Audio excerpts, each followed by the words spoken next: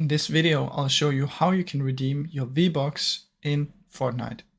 Now first go to Google, search for redeem Fortnite V-Bucks. From in here, you should see the first link. Otherwise, you can go to fornite.com and go to V-Bucks card. From in here, you're going to click get started. And usually it will tell you to log into your account if you haven't already done that. I logged into mine already.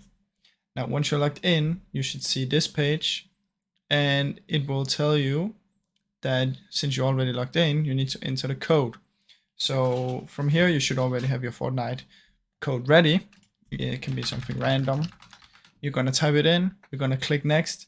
And once you've done that, the V-Bucks will be issued to your account. So there's not really much more to it. It's really that simple, guys. I really hope you enjoyed this video. If you did, please leave a like and subscribe as it helps me out a ton. Thank you so much for watching.